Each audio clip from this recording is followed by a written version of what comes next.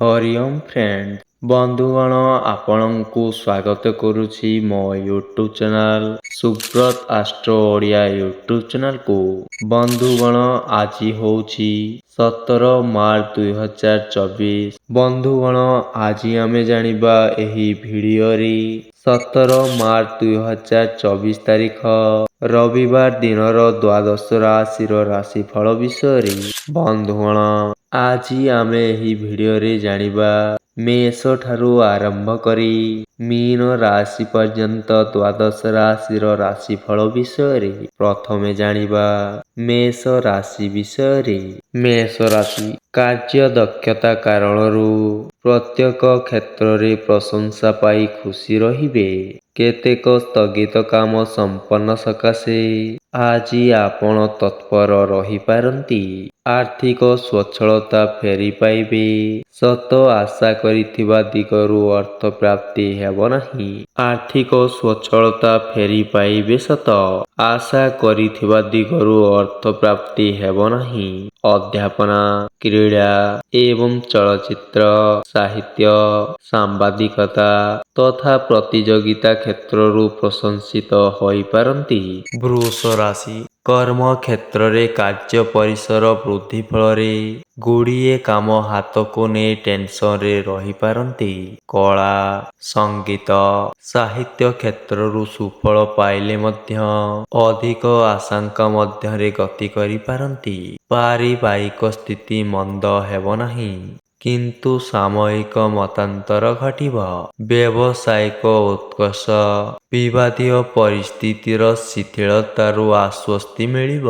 ମିଥୁନ ରାଶି ଅତୀତ ଘଟଣାକୁ କେନ୍ଦ୍ର କରି ପରିବାରରେ ବିବାଦୀୟ ପରିସ୍ଥିତି ସୃଷ୍ଟି ହେବାର ଆଶଙ୍କା ଜାଗ୍ରତ ହୋଇପାରେ।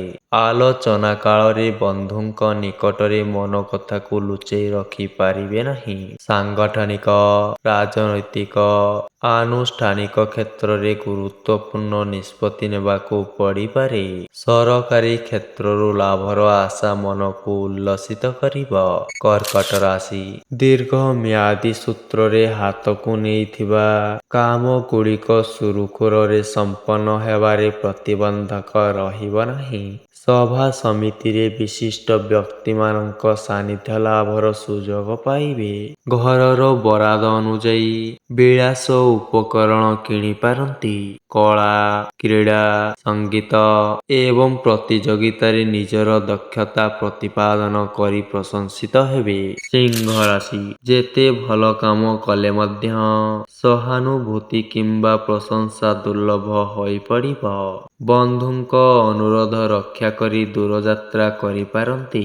ଘରୋଇ ସମସ୍ୟା ହେତୁ ମାନସିକ ଶାନ୍ତି ବ୍ୟାହତ ହେବାର ଆଶଙ୍କାକୁ ଏଡ଼େଇ ହେବ ନାହିଁ। ପ୍ରଶାସନ ବ୍ୟବସାୟ ବନ୍ଧୁ ମିଳନ ଅର୍ଥପ୍ରାପ୍ତି ସଭା ସମିତିରେ ଯୋଗଦାନ ପ୍ରଭୃତି ଆଜି ଆପଣଙ୍କର ସୁଯୋଗ ଜୁଟିପାରେ। କନ୍ୟା ରାଶି କର୍ମକ୍ଷେତ୍ରରେ ପଦସ୍ଥ ବ୍ୟକ୍ତିଙ୍କ ସାନ୍ନିଧ୍ୟ ଲାଭ କରି କୌଣସି କାର୍ଯ୍ୟ ସକାଶେ ଅନୁରୋଧ କରିପାରନ୍ତି। ପରିବାରର ସାଧାରଣ କଥାକୁ ଜଟିଳ ଆକାରରେ ଗ୍ରହଣ କରିବେ। ଦକ୍ଷତାର ମୂଲ୍ୟାୟନର ବିଚାରବୋଧ ଆପଣଙ୍କ ସପକ୍ଷରେ ଯିବାର ସମ୍ଭାବନା ରହିଅଛି। ଚିତ୍ରା ନକ୍ଷତ୍ର ଅଭାବନୀୟ ପରିସ୍ଥିତି ମଧ୍ୟରେ କାମ କରିବାକୁ ବାଧ୍ୟ ହେବେ।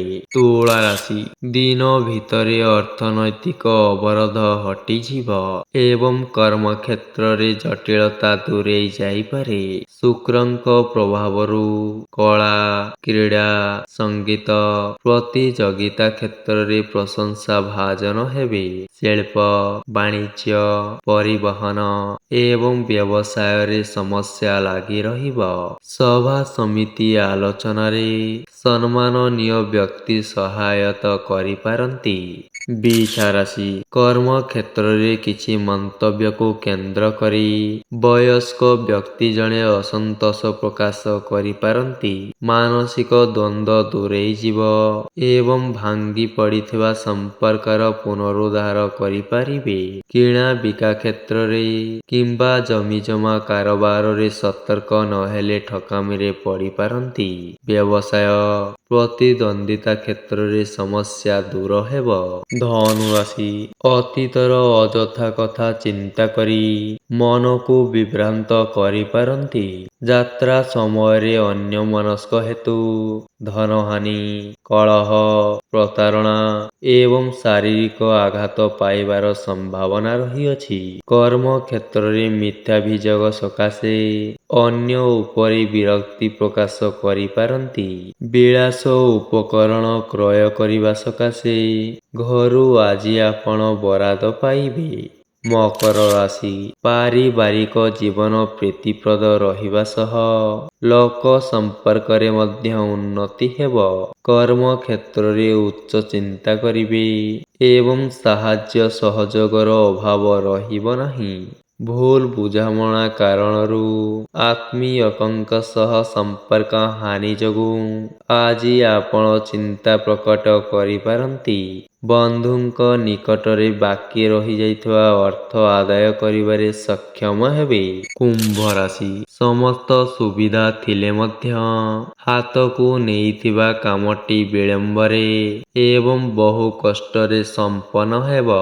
ପୂର୍ବର କେତେକ ବିବାଦୀୟ କଥାକୁ ମନେ ପକାଇ ଆତ୍ମୀୟ ସ୍ୱଜନ ଦୂରେଇ ଯାଇପାରନ୍ତି। ଅର୍ଥ ସମ୍ପର୍କୀୟ କଥାକୁ କେନ୍ଦ୍ର କରି ପରିବାରରେ ଝଡ଼ ଉଠିପାରେ। ବନ୍ଧୁଙ୍କ କଥାରେ ପ୍ରଭାବିତ ହୋଇ କୌଣସି ଭୁଲ କାମ କରିପାରନ୍ତି। ମୀନ ରାଶି ଆଜିର ପ୍ରତ୍ୟୁଷ ଯାତ୍ରା ଫଳପ୍ରଦ ହେବ ଏବଂ ଅଭିଳାଷିତ ଦ୍ରବ୍ୟ ପ୍ରାପ୍ତିର କୌଣସି ଅସୁବିଧା ରହିବ ନାହିଁ। ସଭା ସମିତିରେ ସମ୍ମାନିତ ହେବେ ଏବଂ ଆନୁଷ୍ଠାନିକ କାମରେ ଦକ୍ଷତା ବୃଦ୍ଧି ପାଇବ। ସବୁ ଦିନ ସକାଶେ ସ୍ମରଣୀୟ ରହି ଯାଇପାରେ। ଜଣେ ଅଜଣା ବନ୍ଧୁଙ୍କ ସାହାଯ୍ୟ ସ୍ୱକର୍ମକ୍ଷେତ୍ରରେ ମଧ୍ୟ ଅପ୍ରିୟ ସତ୍ୟ ଭାଷଣରୁ ଦୂରେଇ ରହିବା ଭଲ ଅଟେ। ବନ୍ଧୁଗଣ, ଆଜିର ଭିଡ଼ିଓଟି ଯଦି ଆପଣଙ୍କୁ ଭଲ ଲାଗିଥାଏ, ଭିଡ଼ିଓଟିକୁ ଆପଣମାନେ ଲାଇକ୍, ସେୟାର ଏବଂ ସବସ୍କ୍ରାଇବଟିଏ କରିଦିଅନ୍ତୁ।